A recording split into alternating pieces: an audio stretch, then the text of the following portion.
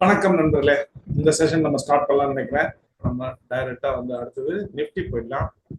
ரெகுலரா என்னோட YouTube channel video பார்த்தாலும் சரி, கிளாஸ் அட்டன் பண்ணாலும் சரி, உங்களுக்கு ஓரளவுக்கு ஐடியா இருக்கும். அது ஏன்னா நம்ம வந்துட்டு மற்ற ஸ்டாக் பார்க்குற மாதிரி அனாலிசிஸ் வந்து நிஃப்டி பார்க்க முடியாது. அது ஒரு கண்டினியூஸ் ஸ்டோரி. அது வந்து நம்ம இங்கேருந்து ஆரம்பிச்சிருக்கோம். இங்கே 2020 மார்ச் மாச அந்த சார்ட்ல இருந்து நம்ம ஆரம்பிச்சு மேல வந்திருக்கோம். இங்க இருந்து இதனுடைய லெக் கவுண்டிங்லாம் நம்ம போட்டிருக்கோம். நீங்க முன்னாடியே வீடியோஸ் பார்த்தீங்கன்னா பழைய வீடியோஸ்ல இதனோட கவுண்டிங்ஸ்லாம் நம்ம போட்டிருக்கோம். ஸோ உங்களுக்கு வந்து ஃபர்ஸ்ட் லெக் முடிஞ்சிருக்கு, செகண்ட் லெக் முடிஞ்சிருக்கு, தேர்ட் வேவ்ன்றது ஃபார்மேஷன்ன்றது இங்க மேல போயிட்டு இருக்கு. இந்த தேர்ட் வேவ் வந்து 13% வேவ். இந்த 13% வேவ் பொறுத்தவரை பார்த்தோம்னு சொன்னா ஆல்ரெடி வந்து உங்களுக்கு பழைய வீடியோலாம் நீங்க பார்த்துருந்தீங்கன்னா உங்களுக்கு தெரிஞ்சிருக்கும். அது ஃபர்ஸ்ட் வேவ், செகண்ட் வேவ், அதுக்கப்புறம் திருப்பி அதுல ஒரு sub wave, first wave, second wave, அதுக்கப்புறம் பார்த்தோம்னா அதுவும் ஒரு 1.6 ஆயிட்டு போகாதனால திருப்பி ஒரு 1 2 இங்க தான் வந்து தேர்ட் வேவ், ஃபோர்த் வேவ்ன்றது ஃபார்ம் ஆயிருக்கு. ஸோ இங்க இது ஒரு தேர்ட் வேவ், 13% வேவ்.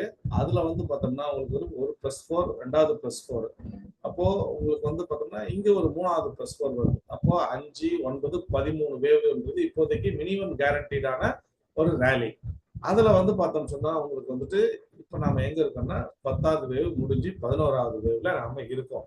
அப்போ 11வது வேவ்ன்றது ஈக்குவல் டு தேர்ட் வேவ்.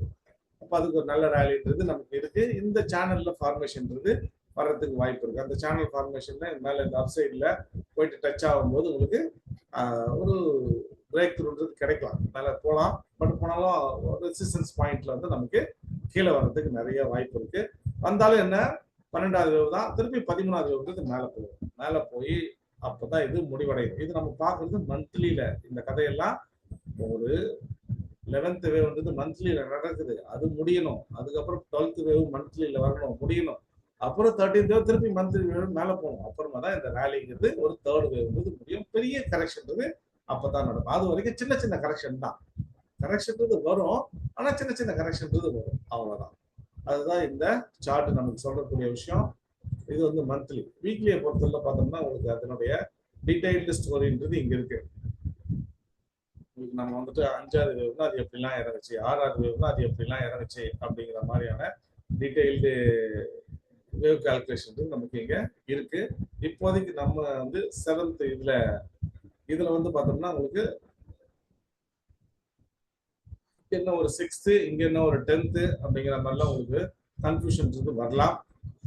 இங்க பொறுத்தவரை வந்து பார்த்தோம்னா உங்களுக்கு ஒரு அயன் டிகிரியில சப்வேவ்ன்றது வருது. அதனுடைய இது நம்ம இங்க பேசுறோம். இந்த 6th வந்து இங்க ஹையர் டிகிரியா கன்வெர்ட் ஆகும் மற்ற அதர் வேவ் பொறுத்தவரையில். ஸோ நம்ம உங்களுக்கு கன்ஃபியூஷன் வேணாம், இந்த கீழே எதுக்கே போயிடுங்க. ஓவராலா 13 வேவ்ன்றது வரணும். அதுல வந்து பார்த்தோம்னா 10 வேவ்ன்றது உங்களுக்கு முடிஞ்சாச்சு. 11வது வேவ்ன்றது இப்ப நடந்துகிட்டு இருக்கு. அந்த 11வது வேவ்ல அது ஒரு 1 2 3 4 5 போலாம். ஏன்னா மந்த்லியில தான் இது வந்து ஒரு வேவ், ஆனா வீக்லியில இது 5 வேவா போலாம். அப்போ அதனுடைய விஷயங்கள் நம்ம பார்க்க போறோம். இதனுடைய லோ 23,398.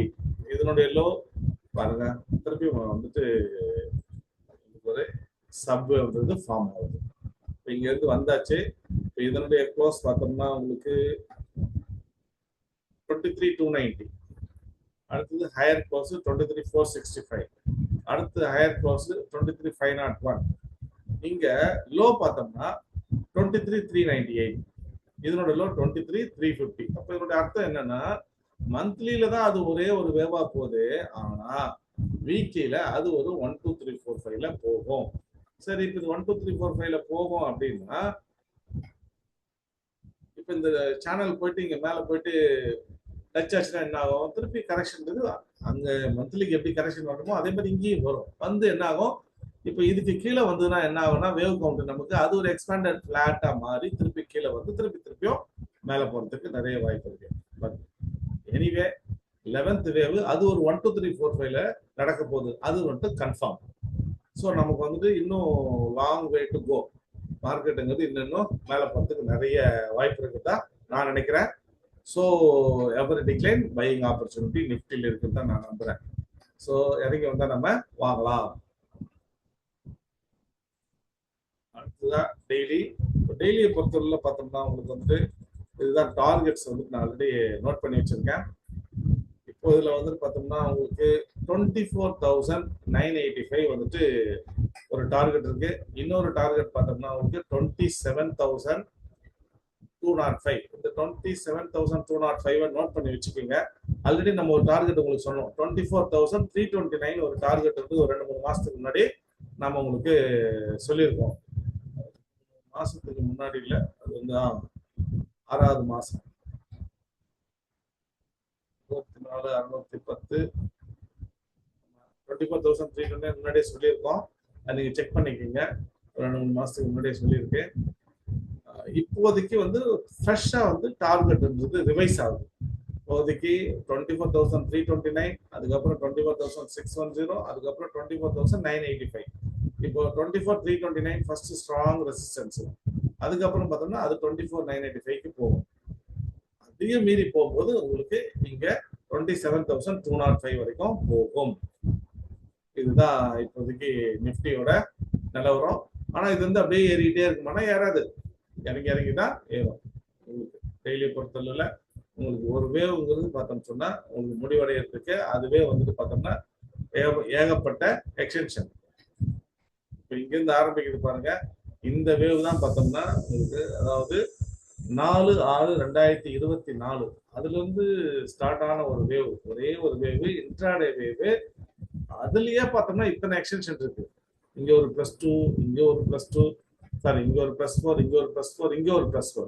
13 வேவ்ஸ் வந்து டெய்லியில, அதாவது வீக்லியில ஒரு வேவா போகக்கூடிய ஒரு சார்ட்ல அதனுடைய சப்வேவ் வந்து டெய்லியில வந்து பார்த்தோம்னா இப்போதைக்கு 13 வேவ் கன்ஃபார்ம் ஆயிருக்கு. அதுல 7 வேவ் முடிஞ்சிருக்கு. 8வது வேவ் வந்து கீழே வரணும்னு சொல்லுது.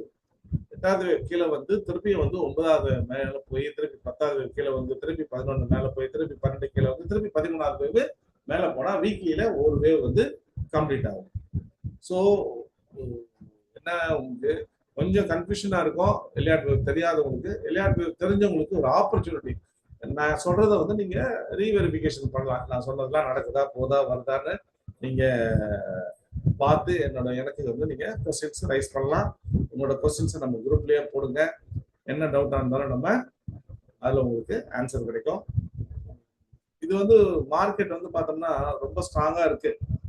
அதாவது ஒரு கரெக்ஷன் வந்துச்சுன்னா அது நம்ம வந்து அந்த லாஸ்டா வர்றவங்க, புதுசா மார்க்கெட்டுக்கு வர்றவங்க, சரி பயந்து பயந்து வாங்கலாமா வேணாமான்னு யோசிக்கிறாங்க, அவங்களுக்காக தான் கரெக்ஷனே வருது. மார்க்கெட்ல இன்வெஸ்ட் பண்றதுக்கு ஒரு வாய்ப்பா நீங்க அதை நினைக்கிறீங்க தவிர, ஐயோ கரெக்ஷன் வந்துச்சு, மார்க்கெட் ரொம்ப ஹையில இருக்கு, இது ரொம்ப கீழே போயிடும் அப்படிலாம் நினைக்கவே நினைக்காதீங்க. கீழே வந்தாலும் திருப்பி திருப்பி இது மேலதான் போகும்.